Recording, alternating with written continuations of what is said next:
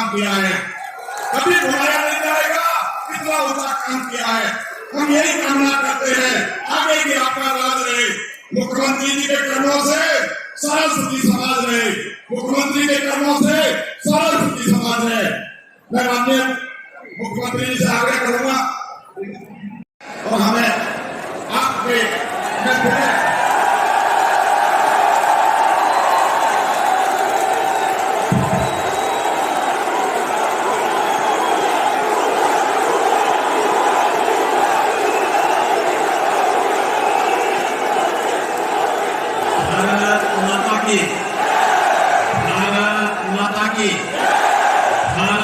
माता की वंदे वंदे वंदे।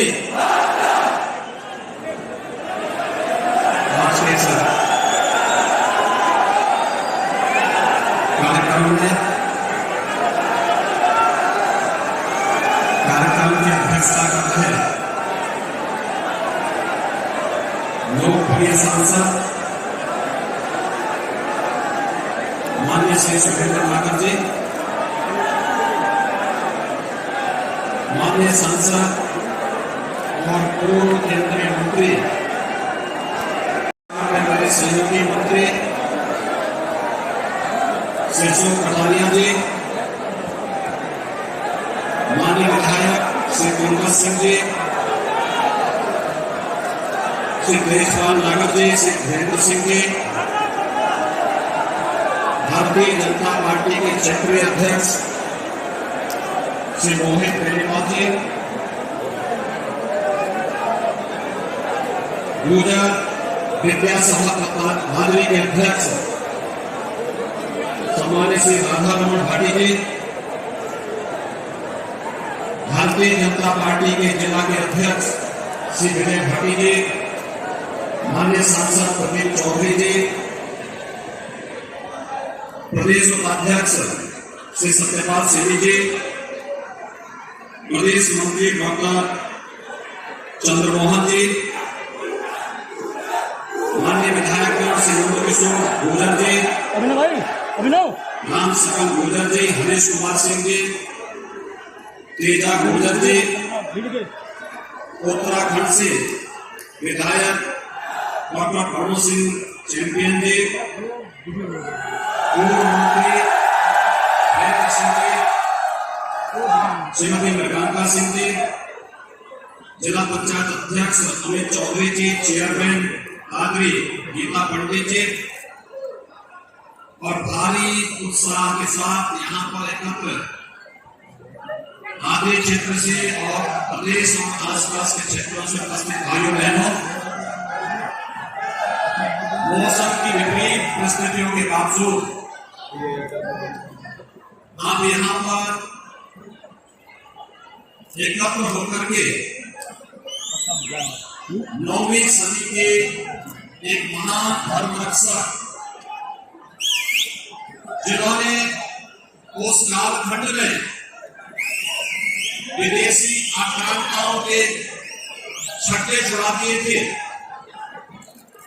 ऐसे महान धर्म रक्षक सम्राट मिहिर भोज की इस प्रतिमा की भव्य उद्घाटन कार्यक्रम में आप सब इस उत्साह के साथ एकत्र हुए हैं। मैं सबसे पहले महाराज मिहिर भोज जी को कोटि कोटि नमन करते हुए आप सबका हृदय से अभिनंदन करता हूं, स्वागत करता हूं। भाई बहनों, कहते हैं ना कि जो कौम अपने इतिहास और परंपरा को विस्मृत कर देती है वो अपने भूगोल की भी रक्षा नहीं कर पाती है, और यही कुछ हमारे साथ भी हुआ है। यह देश बुद्धि विद्या महापुरुषों की जानकारी है, और आपको तो गौरव की अनुभूति होनी चाहिए। ये उदयपुर के राजकुमार महाराज उदय सिंह की रक्षा करने के लिए पन्ना भाई ने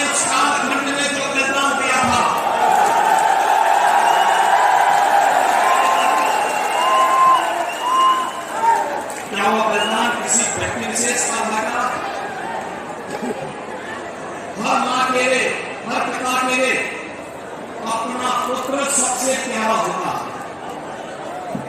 लेकिन राजकुमार की रक्षा करनी है, इसके लिए अपने पुत्र को वहां पर रख करके और राजकुमार को सुरक्षित स्थान पर पहुंचा करके जो महान त्याग और बलिदान की परंपरा रखी है, आपको गौरव की अनुभूति करनी चाहिए। इस महान परंपरा के आप वारिस हैं और उस महान परंपरा के साथ जुड़ करके केवल पूरे समाज को नहीं, पूरे भारतीय समाज को गौरव की अनुभूति करनी चाहिए। कौन ऐसा भारतीय होगा जो पन्ना भाई के बलिदान पर और उनके त्याग पर गौरव की अनुभूति नहीं कर सकता? हर व्यक्ति करता है और हमें गौरव की अनुभूति होनी चाहिए। उस महान परंपरा के साथ हम जुड़े हुए हैं और उस महान परंपरा में जब भी आवश्यकता पड़ी, कौन सा ऐसा कालखंड रहा जब आगे बढ़कर के अपना योगदान न दिया हो। मैं मेरठ में गया, देश की के दौरान एक महत्वपूर्ण तिथि है जो देश के प्रथम स्वातंत्र समर की तिथि के रूप में जानी जाती है। और जब हम लोग मेरठ की चर्चा करते हैं तो भाइयों बहनों, कौन नहीं जानता है कि महान वीर योद्धा उस समय धन सिंह कोतवाल की शहादत को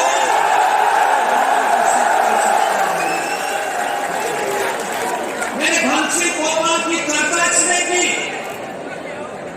या मैं बुलंदशहर के क्षेत्र में जुड़े थे उन महान योद्धाओं को जिन्होंने देश की स्वाधीनता के लिए अपना सर्वस्व न्यौछावर करने में कोई भी कोताही नहीं की और उसमें राव उमरा सिंह और रोशन सिंह जैसे क्रांतिकारियों को याद करिए। आप लोग देश की आजादी के अमृत महोत्सव वर्ष में प्रवेश किए हैं। देश के यशस्वी प्रधानमंत्री श्री नरेंद्र मोदी जी ने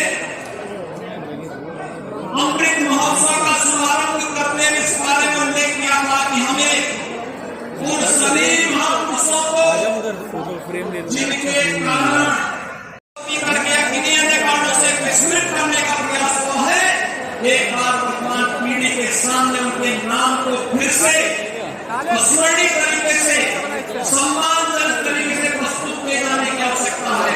और आप इसीलिए मैं आपका आह्वान करूंगा, याद करना, चाहे वह धन सिंह कोतवाल का बलिदान रहा हो, राव उमरा सिंह या रोशन सिंह का बलिदान रहा हो, या किसी जाति के लिए नहीं, किसी गांव के लिए नहीं, किसी क्षेत्र के लिए नहीं, यह भारत की स्वाधीनता से, भारत की स्वाधीनता की रक्षा करने के और इसलिए महापुरुषों को याद करना कि कभी भी हमें महापुरुषों को जातीय सीमाओं में कैद करने की बजाय राष्ट्र नायक के रूप में प्रस्तुत करना चाहिए, क्योंकि उन्होंने राष्ट्र के लिए अपना बलिदान किया है। व्यक्ति के लिए नहीं, परिवार के लिए नहीं, पूरे देश के लिए बलिदान किया है और देश के लिए बलिदान आज की सबसे बड़ी आवश्यकता है। भाइयों बहनों, आपने पिछले कुछ दिनों में अंतर्राष्ट्रीय स्तर की कुछ घटनाओं को देखा होगा। याद करिए किस महापुरुष के मूर्ति के लोकार्पण कार्यक्रम में एकत्र हुए हैं। उस महापुरुष ने कभी उस क्षेत्र में अपना आधिपत्य स्थापित किया था और वह क्षेत्र है काबुल। अभी काबुल में आपने देखा होगा तालिबान के लड़ाकों ने कब्जा कर लिया। कैसा अत्याचार वहां हो रहा, अपनी जान बचा करके कैसे वहां पर रह रहे अन्य लोग कैसे अपनी जान बचा करके, जो अमेरिका का जहाज उड़ रहा था उसमें कोई उसके टायर में चढ़ गया, कोई उसकी छत में चढ़ गया, जहाज टेक ऑफ किया, आपने देखा होगा कैसे लोग गिर रहे थे, क्या स्थिति हो रही थी। ये अराजकता पैदा करने वाले तत्व हम सबको फिर से उसी स्थिति में ढकेलने का प्रयास करना चाहते हैं, जहां पर जिन कारणों से देश के अंदर हमारे सामने गुलामी की स्थिति पैदा हुई थी, देश गुलाम क्यों हुआ?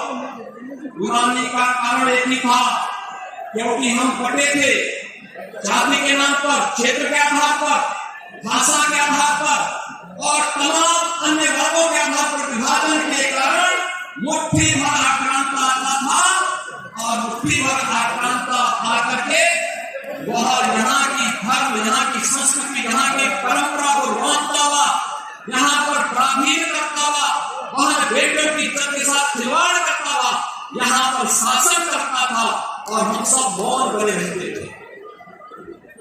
देश अनगिनत बलिदानों के फलस्वरूप आजाद हुआ और आजादी की इस कीमत को अमृत महोत्सव वर्ष के अवसर पर हम सबको एक बार फिर से स्मरणीय कराना होगा और इन सभी महापुरुषों के प्रति सम्मान का भाव व्यक्त करने के लिए आगे आना होगा, जिन महापुरुषों ने अपने कालखंड में कुछ अनेक उदाहरण प्रस्तुत किए। मुझे याद है महाराज वीर भोज का 9वीं शताब्दी का शासन, जब इतिहास के पन्नों में हम पढ़ते हैं, कई घड़ी उसके प्रांत लगभग 150 वर्षों तक कोई विदेशी आक्रांता भारत पर हमला करने की जरूरत महसूस नहीं किया। याद करिए, उसके बाद मोहम्मद गजनवी का ही हमला होता है, जो भारत के मंदिरों को, भारत के धर्मस्थलों को रोकते हुए, तोड़ते हुए, यहाँ की बहन बेटियों को गजनी की बाजार में 2 दिनार में बेचता हुआ बेशर्मी के साथ भारत को पानी करता हुआ दिखाई देता है। क्या हमने कभी इतिहास में इन काले छोरों से भी सबक सीखा? क्या कि महाराज वीर भोज ने हमें सुरक्षा का कवच दिया, कवच को टूटा? कैसे विदेशी आक्रांता करके फिर से भारत की धर्म संस्कृति को रोकते हुए, हम सब जानते हैं राजा महमूद ये शिव भक्त थे और गजनवी ने पहला हमला कहां किया था? महान शैव स्थल द्वादश ज्योतिर्लिंगों में पूज्य सोमनाथ के मंदिर पर। याद करिए, दूसरा महापुरुष मैं देखता हूं, आप पूर्वी उत्तर प्रदेश में कहीं गए होंगे, महाराज सुहेलदेव का नाम आपने सुना होगा। मोहम्मद गजनवी के बाद उनके उसके भांजे सालार मसूद के आक्रांत से भारत को मुक्त कराने वाला कोई महापुरुष था और उस समय का पुराक्रमी महापुरुष था 11वीं सदी, यानी 9 सदी के बाद 11वीं सदी, 2 सदी हो गए थे, 2 सदी के बाद कोई महापुरुष आया था और महापुरुष था महाराज सुहेलदेव, जिन्होंने विदेशी आक्रांताओं को रोकते हुए पूरी तरह भारत को आक्रांताओं से मुक्त किया। लेकिन भाइयों बहनों, इन महापुरुषों के इस त्याग और बलिदान को भारत लंबे समय तक आगे नहीं बढ़ा पाया। उनके योगदान को लंबे समय तक आगे नहीं बढ़ा पाया, क्योंकि हमारे यहाँ फिर वही विकृति एक बार फिर से सिर चक्कर के बोलती भी दिखाई दी, जिस विकृति के कारण इस देश के अंदर विदेशी आक्रांत आते थे। आप कभी इतिहास पढ़िए, पानीपत युद्ध के बारे में देखिए वहां क्या स्थिति। आक्रांता भारतीय सेना को देखकर भयभीत थे, लेकिन जब वे भारत के अंदर नजर डालते हैं और तब सेनाएं आमने सामने रात्रि को अपने शिविर में रखते थे, तो उन्हें लगता था कि नहीं, भारतीय सेना बड़ी होने के बावजूद भी जाति के आधार पर, क्षेत्र के आधार पर, भाषा के आधार पर बटी हुई है, इनमें समन्वय का भाव है और फिर इसी का लाभ उठा करके विदेशी आक्रांता आकर के यहाँ पर उस प्रकार की स्थिति पैदा करने का प्रयास करते थे और उसका किस प्रकार से दुरुपयोग हुआ आपके कालखंड में किसी से छुपा हुआ नहीं है। ये पश्चिमी उत्तर प्रदेश से ज्यादा इस पीड़ा को कौन झेला? याद करिए, आज से 4.5 वर्ष पहले का स्थिति थी, कावड़ यात्रा नहीं निकलने की जाती थी। सरकार को कभी कोई बाहर से शासन नहीं था प्रदेश में, चेहरे सब आप ही के बीच के थे, लेकिन कावड़ यात्रा नहीं निकलने दी जाती थी, दुर्गा पूजा नहीं करने दी जाती थी, कोई भी पर्व और त्योहार नहीं मनाने दे जाते थे। अभी आपने देखा होगा 5 अगस्त 2020 को अयोध्या में भगवान राम के भव्य मंदिर निर्माण किया, प्रधानमंत्री मोदी जी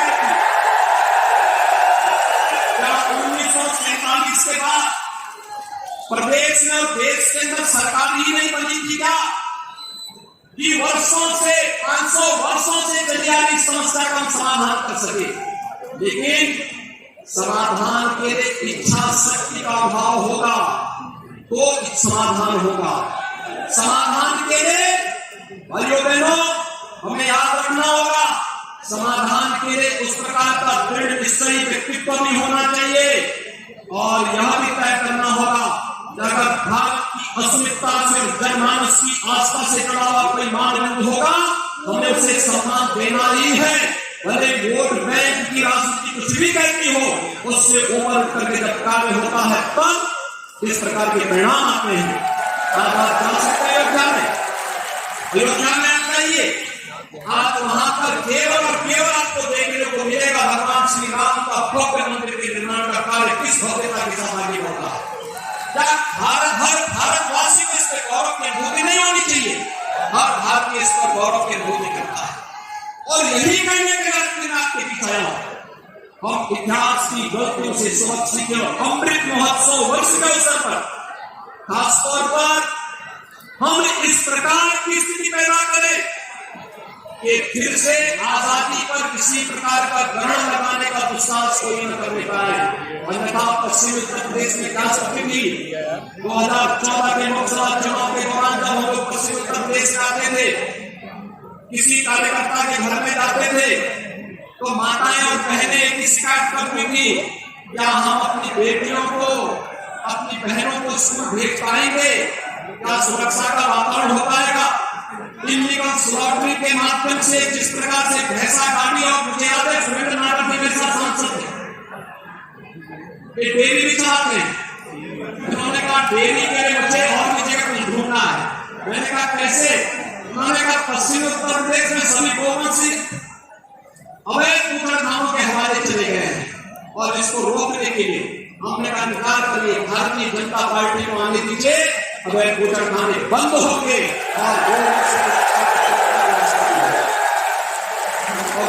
हम लोग गए थे, हम लोगों ने आने के तत्काल में पहला काम यही किया,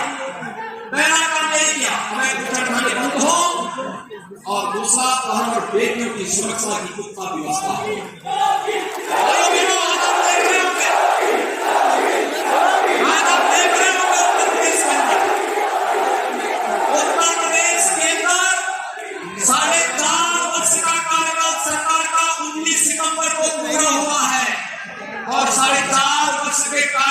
को पूरा करने के बाद आज आप इस बात को देख रहे होंगे 4.5 वर्ष का कार्यकाल पूरा होने पर उत्तर प्रदेश में कोई भी दंगा नहीं होता है।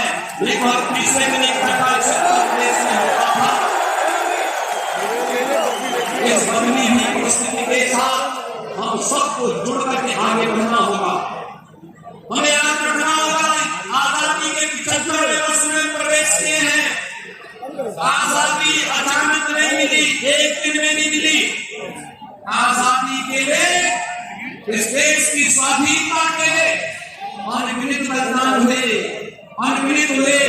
कहीं धन सिंह कोतवाल जैसे महापराक्रमियों ने, कहीं पर राव अमरनाथ सिंह जैसे क्रांतिकारियों ने, कहीं पर रोशन सिंह जैसे क्रांतिकारियों ने जब अपना बलिदान दिया तब धीरे धीरे करके देश की आजादी पर जमी हुई पथ पिघलती गई और 15 अगस्त 1947 को यह देश तमाम प्राथमिकताओं की जंजीरों को तोड़ते हुए स्वतंत्रता का हाथ किया है।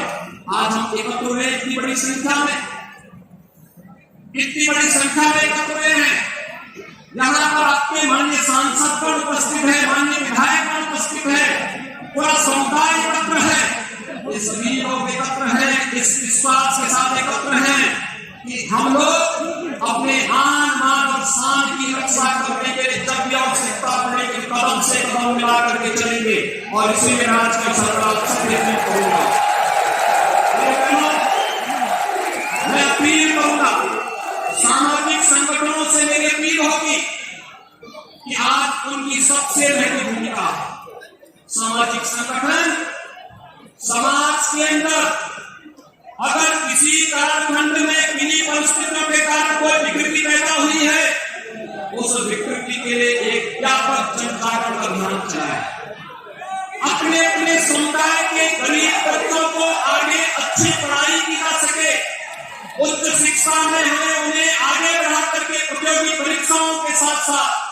जीवन के प्रत्येक क्षेत्र में आगे बढ़ा सके, इसके लिए उन्हें तैयार करना होगा। ये सरकार के साथ साथ अलग अलग समुदाय धर्मांतर संस्थाओं को इससे आगे आना होगा। और भाइयों बहनों, दूसरा, हम सबको एक बात ध्यान रखना होगा, हमारी जाति अलग हो सकती है, मत और उपासना भी अलग हो सकती है, लेकिन हमें उत्तर से दक्षिण, पूरब से पश्चिम एक भारत श्रेष्ठ भारत की परिकल्पना को साकार करने के लिए हमें एक ही धर्म के साथ अपने आप को जोड़ना होगा। वह धर्म है राष्ट्र धर्म। अगर राष्ट्र धर्म पर कहीं आंच आई तो कोई भी सुरक्षित नहीं होगा, कोई उपासना भी सुरक्षित नहीं होगी, कोई जाति, कोई मत, कोई मजहब, कोई व्यक्ति, कोई सुरक्षित नहीं होगा। अगर हमें गलत फहमी में रहते हैं कि देश की सुरक्षा में भले ही खतरा आ जाए हम सुरक्षित हो जाएंगे, ये हमारी गलत फहमी होगी। हमें याद करना होगा एक ही धर्म, और वह है राष्ट्र धर्म। और राष्ट्र धर्म के लिए हम सबको अपने आप को आगे बढ़ाना होगा। यही सम्राट नीलभोग ने, यही पन्ना भाई ने, यही रावराज सिंह ने, यही भूषण सिंह ने, और यही धर्म से कोतवाल का यही संदेश आप सबके लिए है। मैं विद्यालय प्रबंध समिति को इस महान कार्य के लिए हृदय से अभिनंदन करता हूँ, उन्हें इसके लिए बधाई देता हूँ, शुभकामनाएं देता हूँ, और अब सबका आह्वान करूंगा, आज हम सब समय के अनुरूप अपने आप को तैयार करें, आगे बढ़ने के लिए तैयार करें। भारत एक बार फिर से दुनिया के एक महान शक्ति के रूप में प्रधानमंत्री मोदी जी के नेतृत्व में आगे बढ़े, यह आपकी सबसे बड़ी आवश्यकता है। यही शुभकामना आप सबके प्रति व्यक्त करते हुए मैं अपनी वाणी को देता हूं विराम। जय जय श्री राम, जय जय श्री राम।